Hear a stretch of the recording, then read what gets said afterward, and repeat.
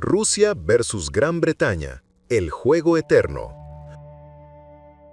¿Por qué este conflicto nos perjudica enormemente hoy? Revelemos la historia. Tú para allá y tú para allá.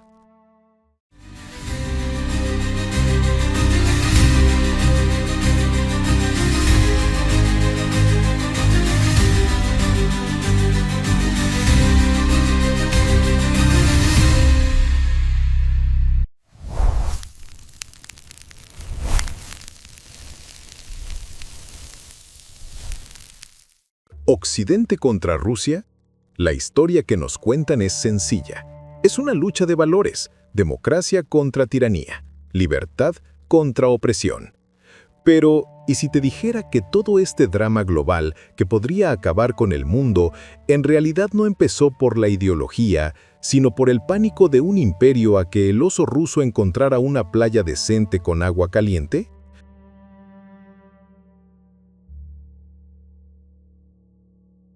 Nos han vendido la idea de que este conflicto es una creación del siglo XX, una batalla épica entre el comunismo de Moscú y el capitalismo de Washington y Londres. Es una narrativa limpia, fácil de digerir, el bien contra el mal. Pero esa es la portada del libro, no la trama principal. El comunismo fue un capítulo conveniente, muy intenso, sí, pero solo un capítulo. Para encontrar el origen real de esta obsesión, debemos rebobinar mucho antes de que existiera la hoz y el martillo. Debemos viajar a la era del Imperio Británico, cuando el mundo se gobernaba desde Londres con una taza de té en una mano y un mapa en la otra. Y en ese mapa había una mancha enorme que les quitaba el sueño. Esta es la verdad incómoda. La regla número 1 de la geopolítica británica era: somos un imperio marítimo. Cualquiera que domine la gran masa terrestre de Eurasia es nuestro enemigo mortal. ¿Y Rusia? Bueno, Rusia es la masa terrestre. Es un gigante casi imposible de invadir, pero con una debilidad ridícula. No tiene un buen acceso al mar. Y la pesadilla recurrente en Londres era una sola: que Rusia se aliara con Alemania o conquistara los Balcanes para por fin llegar al Mediterráneo. Para el Imperio Británico, eso era el fin del juego.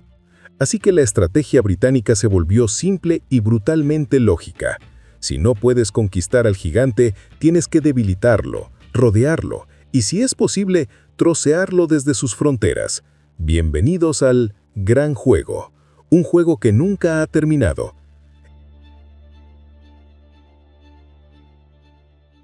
En el siglo XIX, el premio era la India. Para protegerla, la inteligencia británica se dedicó a sobornar, conspirar y armar a tribus en Asia Central para frenar a los rusos.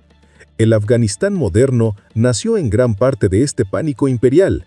La revolución bolchevique en 1917 fue para Londres como si tu archienemigo se jubilara y fuera reemplazado por un vecino que quiere quemar tu casa. Por un lado, genial, el imperio ruso colapsaba. Por otro, pánico.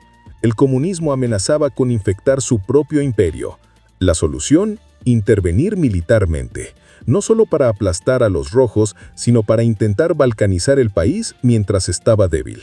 El plan falló, pero la intención quedó grabada. Tras la Segunda Guerra Mundial, el Imperio Británico estaba en quiebra, pero su estrategia no murió, simplemente la subcontrataron. En 1946 fue Churchill quien le entregó el manual de instrucciones a su heredero, Estados Unidos. El telón de acero no era una idea nueva, era el gran juego con un nuevo patrocinador y un barniz ideológico. Y después de la caída de la URSS, el juego continuó. A pesar de las supuestas promesas, la OTAN, con un Reino Unido entusiasta a la cabeza, se expandió hasta la puerta de Rusia. Para Occidente era asegurar la libertad. Para Moscú era el mismo viejo plan de cerco y asfixia de siempre. Luego vinieron las revoluciones de colores, apoyados por fondos y ONGs occidentales. Para Londres y Washington era promoción de la democracia. Para el Kremlin era el manual del gran juego aplicado al siglo XXI, desestabilizar desde dentro. Así que cuando vemos las noticias hoy, no estamos viendo una nueva guerra fría. Estamos viendo el último acto de una obra que lleva 200 años en cartelera. Los actores cambian, las excusas ideológicas se actualizan, pero la trama central, escrita por un imperio marítimo hace mucho tiempo, sigue siendo la misma. La geografía es destino, y el destino de Rusia, por su tamaño y ubicación, es ser el eterno rival de quien domine los mares. La pregunta no es si el juego terminará, sino cuál será el costo de la siguiente jugada. Y si quieres más contenido como este, suscríbete y activa la campanita, porque no se puede echar cuento a quien sabe historia.